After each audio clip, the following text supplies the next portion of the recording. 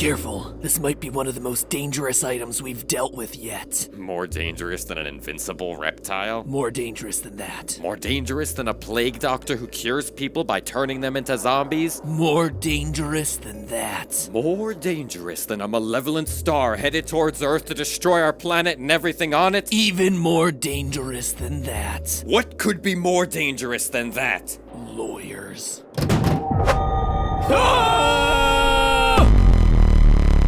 Hello, Internet! Welcome to Game Theory, the show that usually starts with a signature Game Theory cheesy joke, trademark. But today we're skipping all that and going straight to MatPat's serious time, trademark, to talk about what exactly a trademark actually means and why it's threatening a whole bunch of gamers, and maybe worse, a whole bunch of game developers, and even worse, the entirety of the internet. And like our very own James Bond mystery, this theory has taken us all the way up to the icy depths of Soviet Russia. Sorry, nope, not the 70s anymore, it just takes us to regular present-day Russian Federation. Now, if you haven't heard the story yet, well, it means that you don't watch Markiplier, considering he's been one of the only big voices bringing attention to the issue, which is a shame because it's a story that needs to get out there for the benefit of hundreds of creators and the people who love what they do. So that's my goal today, to catch you up on what's going on, give a deeper dive into all the legal stuff that Mark left out of his video, and ultimately spread the word about a horror story that's much more real, much more scary, much more dangerous than the bulk of SCP's library of fictional monsters. If you're unfamiliar, the SCP Foundation is a massive, collaborative, community-driven creative writing project that lives at scpwiki.net. It might not look flashy on the outside, but it's a place for writers of all kinds to catalog the fantastic and sometimes frightening entities that are captured by the fictional SCP Foundation. The letters SCP standing for Secure, Contain, and Protect, the mission of this fake organization. It's like a group of people who are collectively writing the book Fantastic Beasts and Where to Find Them, but instead of, cute fantasy creatures, they're all nightmarish horror monsters embodying our deepest fears and insecurities. It's like if Tim Burton created Pokemon. The collection of stories at scpwiki.net has also served as the basis for tons of indie horror games that you might know. SCP Containment Breach is a favorite among Let's Players. SCP Blackout is a VR horror game. I mean, we just spent 3 weeks covering Boneworks and Duck Season, right? Well,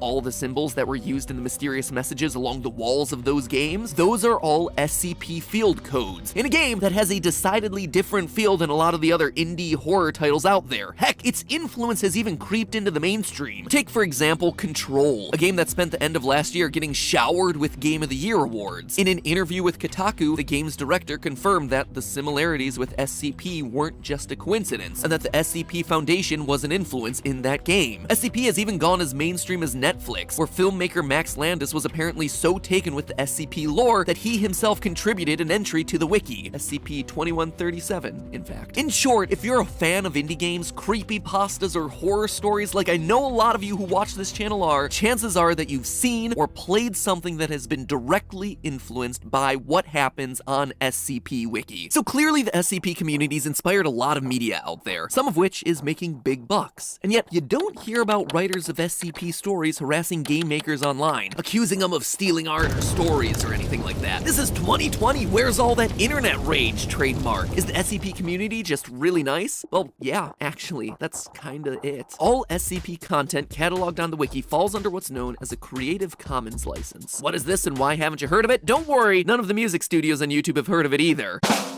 SCP's Creative Commons license says essentially this. 1. You are free to create and sell any works that you created based on SCP. That's how so many game developers and artists are able to create derivative works. You never have to pay a licensing fee. You can just pick up a character or a storyline and create something new with it. In order to use SCP stuff though, you also need to 2. Give proper attribution to the SCP wiki and to the author of the entry or entries that you're basing it on. So give credit to the original artist. And finally, 1, technically it's 3, but according to my script, it's 1 because the bullet points got all off. It means I just have to read what's on the script, right? Can't fix the bullet points or anything like that. Like the SCP Wiki, you add the Creative Commons Attribution Share-alike 3.0 license, or CC BY SA for short, to your own work. This essentially means that you're giving other people the ability to copy your work or create derivative works, provided that they give you proper attribution and distribute your work under the same license. Basically, this all amounts to a pay-it-forward creative mentality. Hey, you were inspired by my stuff and that is totally cool. Heck, you might have even made some money off of it. But now, just make sure that you let the next person be inspired by your work. Now, maybe it's not the perfect system for every instance, but it's worked for SCP since 2008, which is like a century in internet time. Recently, however, a guy over in Russia has been threatening the system using some odd tactics and has slowly been starting to extort legitimate SCP members. He's successfully managed to take down sellers of SCP merchandise in Russia. He's successfully taken down the official social media page for the SCP Foundation Wiki's Russian branch, and now he's moved on to the Russian section of the wiki itself, demanding the page be handed over to him so he can take it apart and use it to sell his own merch. Yikes, with selling tactics like that, even Jake Paul could take some lessons from this guy. Buy that merch. Now, how the heck is this happening? Is he just some kind of master internet pirate or some super hacker operating in secret? Turns out no. Turns out he's just a guy who understands Russian legal loopholes really well. Yeah, I know. I wish it were something cooler too. I see him burrowed in some bunker somewhere with one of those chunky hacker laptops, typing things really fast like they do in the movies. But no, he's literally just a bureaucrat, someone who's using the system to his advantage. Last year, he applied to the Eurasian Customs Union for both the trademark of the SCP Foundation logo and the name of it within Russia, even though he's not affiliated with it at all and didn't create either one of those. And somehow, he was granted the trademarks. According to SCP Master Admin John Beatty, quote, "These actions threaten not only the Russian wiki, but every SCP branch, writer, and fan around the world," end quote. So how does this happen? How did this guy manage to register the copyright for a massive community project that he had no hand in creating, and why would you trademark something that you can use for free anyway? Well, maybe the more basic question before getting into either of those is to make sure that everyone knows the difference between trademark and copyright. Copyright is protection of intellectual works, including books, plays, music, videos, illustrations. Pretty much anything that you can create and legally own is automatically covered by copyright. That drawing that you just posted to Twitter, copyrighted. That tour of what you keep in your refrigerator that you just uploaded to YouTube, copyrighted. Whatever this is, copyrighted. By the way, welcome back, Poods. I'm glad you're back. I don't know what the current memes are. Last episode, I literally used one of the skeleton memes because that's as hip and recent as I get. Cool thing about copyright, there's no need to go and register your work with some government office. You can if you want, but you usually only do that if someone is infringing on your copyright and you're gonna go smack them down in court. Trademark, on the other hand, refers to branding. Not the words in the book or the songs in the album, just the name of the book on the cover or the band's logo that appears on the poster. Trademarks have to be specific to your brand and specific to your industry. McDonald's and the Golden Arches logo are obviously trademarked by McDonald's, but specific to the food category, right? So you could still be McDonald's the music label, or you could trademark McDonald's the book publishing company, for instance. The battle between the SCP Foundation and our Russian saboteur is over trademark and not copyright, which unfortunately makes it tougher to sort out. Even though the stuff that's trademarked is usually tiny, a logo, a catchphrase, compared to something like a whole book or a whole movie. In the case of copyright, most countries have agreements that respect the copyright of people in other countries. For instance, as of 2006, Russia agreed to comply with the Agreement on Trade-Related Aspects of Intellectual Property Rights, or TRIPS, for those of us who don't speak bureaucracy-ese. It's an international agreement to respect copyrights of anyone within the World Trade Organization countries. That said, countries like Russia and China infamously struggle to actually enforce the laws that they put in place around intellectual property, which is why you see a lot of those counterfeit iPhones coming out of China, and all of those Dolce and banana bags. These countries are just massive, and officials within them aren't always operating above board. GAN, a company that specializes in investigating businesses for any shady dealings, released a general report on Russian legal corruption in 2018. In their report, companies operating in Russia note that, quote, public procurement sector in Russia, you know, the ones that deal with business licenses and things like trademarks, carry high corruption risks. Bribes, kickbacks, and other irregular payments are often exchanged to obtain public contracts and licenses. Companies report favoritism in decisions of government officials, and public funds are frequently diverted due to corruption. End quote. Wow, that is like a 2-star Yelp review. And believe it or not, the other sectors of government that they report on actually rate worse. Seriously. So the SCP is already up against a pretty rough system from the start. Add to that the problem that trademarks are especially slippery when you cross country borders. They're territory specific, which means that your trademark usually only works in your country or continent. For example, you'll find no Burger King signs in Australia. That's because when Burger King expanded into Australia in the 1970s, they found that the trademark for Burger King had already been registered by an Australian company. So instead, they had to brand their Australian restaurants as Hungry Jack's. Sure, they can still advertise themselves as home of the Whopper. Whopper is trademarked as their burger. They just can't call themselves Burger King because someone had it in that territory first. Countries like China and Russia are strong first to file countries, which means that basically if you don't register your trademark trademark there first, they can legally sell your exact trademark, like your actual logo or name or whatever, to someone else. This appears to be what's happening in the case of SCP, but it's far from the first example. In 2002, a Russian company started under the name of Starbucks and was able to get the rights to the Starbucks trademark after persuading the Russian patent agency that the name should be auctioned off. And yes, this Russian firm also copyrighted the classic mermaid Starbucks logo, which they did not create. What ensued was a multi-year legal battle that finally came to an end in 2005 when the Seattle coffee chain finally convinced the Russian courts to uncancel the trademark that they had registered in 1997, reverting the sale that had allowed a Russian company to lay claim to their brand for 3 years. This also happens in countries like China all the time. A number of articles have surfaced over the last several years about how trademark theft is on the rise in China, but the best US lawyers can do for companies whose logos or names get ripped off is literally to tell them to try and buy back their own name and trademark from the company who stole it. It would be like Vsauce having to buy back the name Vsauce from some random person in Russia because he didn't think to preemptively register his name there, or it took him too long to use it. While to our sensibilities that might seem ridiculous, it actually is all totally legal in first-to-file countries. What's happening with SCP isn't necessarily breaking trademark laws. Selling that trademark to some random guy was potentially legal because, well, that's just the way that Russian law is set up. So, is that it? Just a really sucky ending for this group who's sharing their work with the whole world? Does the SCP have to somehow buy back their own trademark or be forced to operate under a totally separate name in Russia? Well, maybe not. While our Russian saboteur here may not get snagged on trademark issues in Russia, we've also been talking this whole time about copyright. You'll remember from the beginning that the entire SCP Wiki, all the spin-off games, the pages, the stories, the artwork, all of it is governed by the Creative Commons license, requiring that anyone who uses SCP materials, artworks, or related materials gives credit to the community and also allows others to use those same works under the same license. That said, our Russian saboteur has reportedly been using his trademark as a lever to take down SCP works from other authors and block merchandise sales containing SCP artwork. Admittedly, it's a bit hard to authenticate some of those claims because the sites themselves have been taken down, but if he's blocking the use of SCP art and related works, he's actually violating the Creative Commons license that the SCP Wiki was built on. Remember, he's allowed to sell SCP art himself, just like anyone else under the Creative Commons license, but if he's blocking other people's sale of that merch or publication of SCP materials, he's breaching the Creative Commons license. So in short, the TLDR here is he's not breaking trademark laws, he's breaking copyright laws. You can see how this case is pretty nuanced, but when you get down to the bottom of it, it's clear that there's a violation of legitimate SCP creators happening, if these reports are truly accurate. So what does this all mean if the SCP Foundation loses this battle? Well, for one thing, it means that the SCP Foundation, and everyone besides our Russian saboteur, loses the ability to use the SCP Foundation name and logo inside the Russian Federation. Note that the trademark only applies to Russia. Even with a Russian SCP trademark, there's nothing he can do to threaten the SCP Foundation outside of Russia. It also doesn't mean that our Russian saboteur can lay claim to the wiki itself because he has the SCP trademark but not the copyright over the content itself. At that point, the SCP could create their own separate Russian branch under a different name with a different logo, but let's hope it doesn't come down to it. But beyond SCP, there's actually a bigger issue happening here. This move sets a dangerous precedent for any Creative Commons work out there as long as this guy's able to block other creators in Russia. If someone can just take a piece of artwork that's currently under Creative Commons and trademark it, then that basically means Creative Commons provides no protection of that artwork. As soon as anything is created that has value, anyone can potentially lock it down by using that trademark loophole. So if this case isn't addressed properly, it seems to set up a kind of slippery slope that others can exploit for their own advantage. So the good news here is that you can go to court against trademark trolls and win, yes, even in Russia. The bad news is it's not easy. It takes time and, more importantly, money to pay the legal fees to defend that trademark, which is why it's so critical for SCP to be able to raise the funds to fight that legal battle. Luckily, it already looks like they have the funds that they need. The same community that came together to create an intricate and sprawling shared universe has also banded together to defend that shared universe against Russian trademark trolls. And I think that's the real story here. It can be easy to get upset about the world being full of selfish people people looking to cheat the system for their own good, but it's filled with a far greater number of people who are willing to come together to defend against the few bad apples who try to muck things up. It's a bummer that this thing had to happen, and in some ways it represents the worst parts of what we see online, but it's also revealed some of the best elements of being a part of an online community that's brought joy and entertainment to thousands of people. In the end, even if you're not an SCP member, this case is worth following and worth being educated about because Creative Commons licenses govern a lot of what you see on the websites that you use the most, including this one, so it's in our collective best interest to keep it as intact as possible. Fight on, SCP! I'm sorry that this time the thing that you have to secure, contain, and protect is your own right to exist. But hey, that's just a theory. A game theory! Thanks for watching.